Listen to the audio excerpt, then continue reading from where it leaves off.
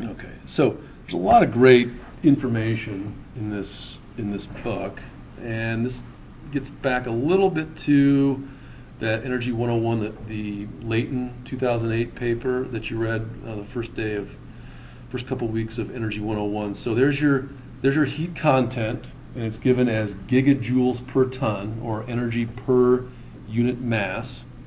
The difference being there is that in Layton 2008, we did energy per cubic meter. We did specific energy on a volumetric rather than a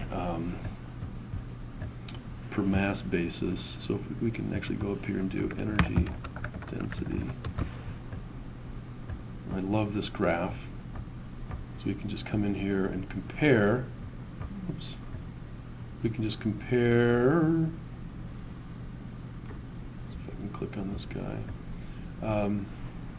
What's in this graph to what's in the figure. So let's just look at coal, and it says 24 gigajoules per ton. And let's go back over here and see if we can find coal. Coal. Here's anthracite, close enough. So I'm looking down here, I'm saying that's something like maybe 32, 33 megajoules per kilogram. So if you multiply a megajoule times 1,000, you get a gigajoule. If you multiply a kilogram by 1,000, you get about a ton. You get a metric ton, which is close to a ton. So the numbers here, the absolute values are close. So what do we say from the book for coal? 24 gigajoules per ton. And this guy is putting it, yeah, maybe bituminous thinks is a little bit closer. Anthracite's going to be higher. Bituminous is going to be lower. Yeah, okay. So bituminous is not on here, but you could sort of. Oh, sorry. Where'd you? It's next to glucose and 2020 methanol. or 2020, just to the right of it. Oh, there it is, way down there. Okay, yeah. Huh. Okay. So yeah. So bituminous. Oh, thanks. So bituminous is lower and sort of closer. Let's see. I would call that maybe 25. There we go. So there's, this is basically saying bituminous coal. Now the other neat thing, if we look, the anthracite energy density, it's actually higher on a volumetric basis. So it's just more dense. There's more carbon in there and less other stuff, less ash.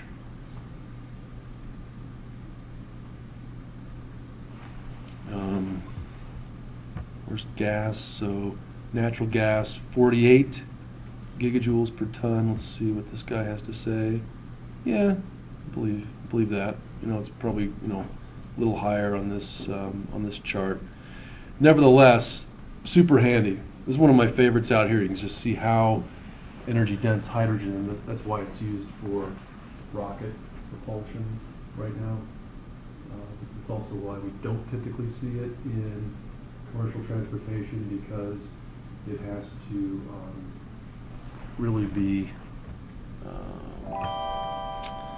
pressurized. So 700 bar, that's 700 atmospheres. It's getting up there, and you can see it's got way more energy density on a mass basis, but gosh, still not quite the density that you get out of gasoline. So that's the competition it's in. A lot more dangerous to transport it commercially.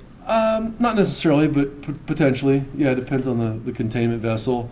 And then this is our the issue that we have seen previously with batteries. Relatively modest energy density compared to some of these liquid and solid fuels. Okay, and then you might also hear, oh, natural gas is a cleaner burning fuel. Well, that's because per gigajoule, per energy released, there's less carbon emissions. So that's why we're seeing a lot of these gas plants come online, and a lot of companies and utilities saying no more coal. Okay, now you'll notice that the numbers here on biofuels are more modest. They're smaller. And this is also on a per ton basis. That's because, they haven't been cooked underground. I mean, that wood, stick it underground for a few million years, and yeah, you'll squish all the all the water out of it. A lot of the volatile gases come off, and you'll be left with more carbon, which is essentially what we do when we make charcoal. We're driving off the some of the gases that have lower energy density. So there's charcoal, relatively high energy content. I think they just left the number off here because the density of charcoal can be vary greatly depending on how you grind it. And this is another one. This is kind of another one of my favorite, domestic refuse. I just so happen this morning to have found some domestic refuse on my way. So I'm riding to work, and here's a previously 3-dimensional, now 2-dimensional plastic bottle that was headed for a storm drain in Missoula. Now it might have ended up in the Rattlesnake River, and then the creek, and then the Clark Fork, and then the Missouri, and Columbia, and the Pacific. But here it is in my hand, and this is also it's number 1, PETE, polyethylene, polytetra. Anyway, so this is a number 1 plastic. So I have captured and sequestered some domestic refuse carbon here. This is a little more energy dense than this stuff, primarily because there's a lot of water in garbage. And I recently learned that in Missoula's garbage stream, 40% of it's food. I couldn't believe it. Like 40% of what is sitting over there in that landfill is food. Yeah, so One time I tried to convince myself that it wasn't so terrible that it was in the landfill because they would introduce better microbes and they would help to break down other things. And that's just not I got some bad news. For the past 4 weeks, the pulver's been down at the food zoo. So Yeah. they take all of the food that goes through the dish room in the back and throw it directly into garbage. Yeah, cans. no, I'm not surprised. So I mean, here, when we talk about sort of efficiency in general, the fact that the fact that this guy, and so what I just FYI, what I plan to do with this bottle is put it, take it out of the liability column. In fact, I picked up one of those 6-pack rings, the famous one where the seal or the turtle swims through or whatever. So, the question now is, what happens to this carbon? Can you actually build something with it again? Well, it's not going to turn into a drinking bottle. My proposal or suggestion is that we actually do burn it as an alternative to coal because it doesn't have the sulfur, it doesn't have the mercury, and if you burn it in a way that's safer, cleaner, whatever, you still get something out of it because it's got to go somewhere. And I'm like, well, put it in the landfill for so that's the that's this domestic refuse column because remember you can't kill those hydrogen or carbon atoms in that thing. They got to go somewhere. You got to budget it somewhere. Yes.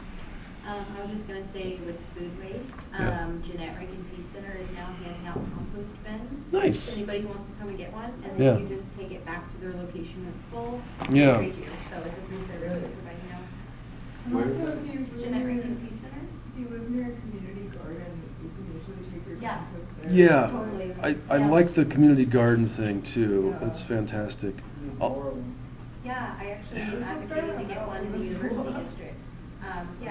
I went and did neighborhood council leadership training, and so I'm going to go join the neighborhood council community district. Yeah, here's my own. So this is I've been doing this Whole30 diet, which is kind of wild, but it's you can't eat any processed food, and so what I found is you go and buy more fresh fruits and vegetables and things. But so this is my compost. It's three 5-gallon buckets, and this is 2 houses for about 2 weeks. So, it's the, the stub off the carrot or the lettuce or there's actually, there's some bones in here too, from I'm an omnivore, I admit it, but so that then goes back into the soil. Oh, yeah. And here's a shot of my compost pile, and you can see there's a black tarp in the back, and so I'll use that to actually hold in the heat, keep out the animals, and also keep in the moisture because it's got to stay cool. And then once I've covered it, it just looks like that. So there's the cover. The black also does a nice job absorbing sunlight. So people say you can't compost in the rattlesnake because of the bears. I've never had a bear in this guy in the 6 years that I've been maintaining him. So yeah. I was just going to mention, yes, it's totally okay to put meat in your compost, like bones and stuff, but the piece center asks that you friggin' eat free. Right, I'm sure there There are different categories. I mean, I put animal feces in mine too, but Yeah. I don't garden with it. I'll take Yeah. it and Like we spread it. compost like our compostable dishware and stuff. Like Yeah. sometimes we get like plastic forks and stuff. Right. It's compostable, so we don't use it for our garden, but. Yeah, It but just it's depends also like on how hot it's getting, and Mhm. I think like in the winter here, probably it's depending on how you're dealing with it, it's probably not getting that hot. Right. And if people aren't, like if it's not getting turned into, Mhm. like I think at the community garden, it takes a while to compost. Yeah. Yep. But, eventually it does. And Sure. They use it in the gardens there, so that's good. But, yeah, it's like. yeah. No, it's fun going up to the those Peas Farm parties because you just when you're done eating, you throw your plate and your silverware in the compost pile. It's all compostable. So. Yeah. Yeah, it's kind of fun. All right. Okay, so that's just one of my favorite topics. There's domestic refuse. I think it'd be great even to consider the manufacturers of plastic to, maybe convince them to turn in their carbon credits and start producing plastics from things that are a little more biodegradable. Well, yeah, that's a good question. What kind of carbon accounting goes on in manufacturing? And I think we're going there. I think we are. Okay, so here's some terms. I'm almost positive there's a question or two on the exam about this guy. So lower heating value, and we touched on this briefly. Lower heating value means that I do not recover the energy from the steam after combustion, and the higher heating value means that I do. So LHV, there's another acronym for it, is NCV, so caloric versus, and also the HHV, higher heating value, versus the gross caloric. Okay, so it says for coal and oil, it's ignored, but it's not true for natural gas. So most of our homes are heated with natural gas, and you can see these things if you walk by. There'll be like a 6 or 8 inch stack that's just billowing out with a bunch of heat. They're just capturing the LHV. A lot of BTUs, a lot of energy actually goes off, and so you can actually look at the efficiency of the system. You can see some of the retrofitted stacks with just maybe a 1 or 2 inch tube coming out because there's a big condenser in that system that allows the heat to actually stay in the house. Okay. Now, unlike fossil fuels, biomass has a higher water content, which adds to the mass but contributes no energy. In fact, it takes energy. You have to heat that up, and that's basically that going from that LHP to HHV, you're pumping phonons into those water molecules so they can actually become steam and be released. Okay. All right, so there are many ways to consider how one might use biomass, and let's just see what's coming in here. So, woody plant material, and that's just your pine beetle tree. It could also be sawdust coming off a mill. It could be when they're going to go and take down the Merc over here. It could be the 2x4s coming out of the Merc. Right, so any woody biomass. You can burn it, stick it right in your fireplace, burn it, and let's see what can happen. Well, heat, or I don't know if they quite get down here. Well, somewhere. Oh no, let's just move this way. Size reduction pelleting. That's the. I'd show you. I'll bring a sample by, but obviously you've seen the wood pellets. There are also some larger power pellets that go into the solid fuels. You can take and burn them directly for heat. Still waiting to see the engine part here. Okay, it can come in. You can pyrolyze it or liquefy it. That basically means heating it in the absence of oxygen. Some of that comes off as solids, some of it comes off as gas, and some of it comes off as liquid. So all three phases are coming off various hydrocarbons. Pyrolysis is a really hot buzzword in the financial markets right now for this exact reason, because they realize, hey, we're moving away from fossil fuels. What are you gonna do with your wood? Set it on fire, pelletize it, or pyrolyze it, or in some cases gasify it. In that case, you can see, no solids come off.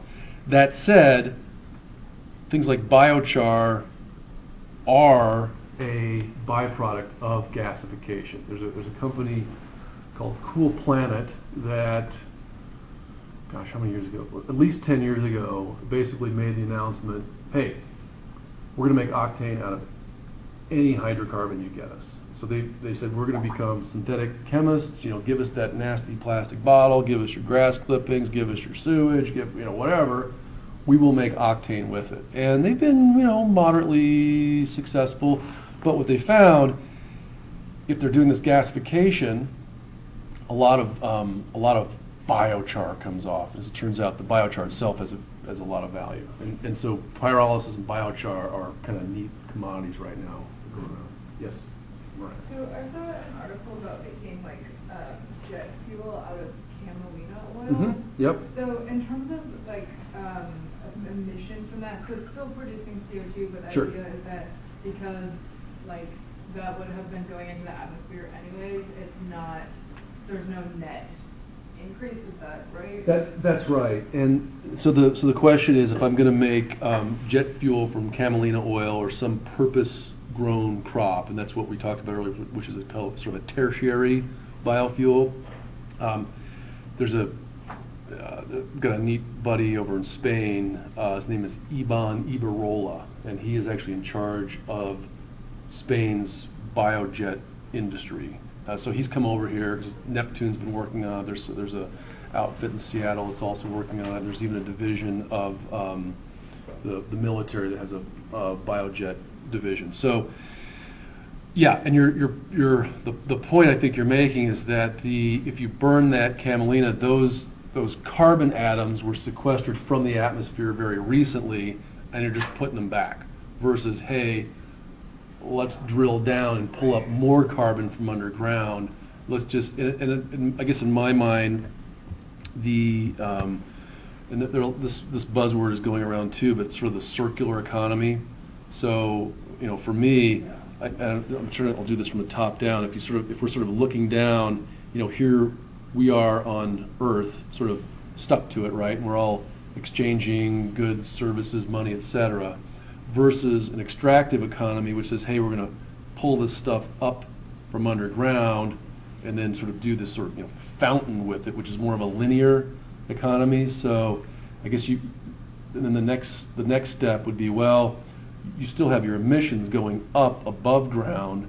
So I don't know what we call that, like a parabolic economy or something. But the point is, there's plenty of carbon and energy already at the surface of the Earth. We don't need to draw from that bank anymore, I guess is the basic idea behind what you're saying. Yeah. Isn't the Brazilians that have done a really great job with the biofuels, I think ethanol, because they, instead of going and creating a source like we tried to do here with corn, they had an enormous stockpile of waste from the sugarcane. Yeah. I think that's what they Yeah, and that's basically right here. So here's your starch, sugary plants. So we start with wood. This could also be cellulosic plant material. That could be your husks or whatnot, kind of the heavier stuff. But then, yeah, if you've got a plant that's heavy still in the sugars or starches, like sugarcane, like in Brazil, this is then going through fermentation. So the molecules themselves, the glucose molecules themselves, are passing through a yeast cell, a yeast body, but a yeast cell, and that fermentation leads to liquid fuel, aka ethanol, typically. Yeah. When we were doing it here, well, here up here, we could get like 1-to-1 energy return. Oh, yeah, Down yeah. there, it's like 7-to-1. Right. Yeah. And yeah, I think if you remember the 2008 paper, there is that energy return on energy invested thing to look at, and unless you're subsidizing it financially, yeah, in some cases you could actually get away with a 1-to-1 conversion if there's some money flowing into it. Yeah. Okay. Okay. Microorganisms. Same deal here. So you pull out the burnable part. You can turn them into liquids. They can become liquid fuel and then heat. The I guess what's troubling me a little bit about this picture here is I'm just not seeing the solid fuels actually running engines. You know, when I see engine, I think generator, and you could of course use a solid biomass to run a generator. In fact, there's a lot of pellets coming online, pellet plants coming online in Europe. A lot of wood, a lot of timber leaves the southeast of the United States to become fuel for engines in Europe. And then again, here's your humans and livestock, anaerobic digestion. There's a plant right here in Montana, the Hull's Dairy down in Corvallis, that they've got 900 head of cattle. All of the animal waste goes in an anaerobic digester. It becomes methane and becomes electricity. So actually runs an engine. Other thing to keep in mind, it's kind of hard to see on this, hopefully in your copy of the text, you can see that each one of these processes that's listed here can be either physical, chemical, /thermal, or biochemical. In terms of physical, I would just call that mechanical, pelletizing, you're chopping it, shredding it, etc. That's one example. And obviously the chemical, thermal would be a gasification, and then biochemical would be your fermentation, would be one example. Okay, so lots of different pathways, and again, economics and local sources will dictate or drive decisions as you work your way through that matrix. Okay, there's just a little summary of those guys again. Okay, well I'll just take a little stop right there. I'm going to update summary 2 so you can submit that. I'm also going to get that next problem set rolling for you, problem set number 1. So, all right, everybody, thanks. We'll see you. Have you seen the Thursday. Kickstarter project called the Plastic Bottle Cutter? Uh-uh. You should pull it up. It's pretty neat. Okay. So we've got a couple of minutes here. Sure. People are looking for something to do with old plastic bottles. Plastic bottle cutter, Kickstarter? Yeah, plastic bottle cutter. There's a little minute-and-a-half video that's pretty incredible. Oh, look, it's got its own.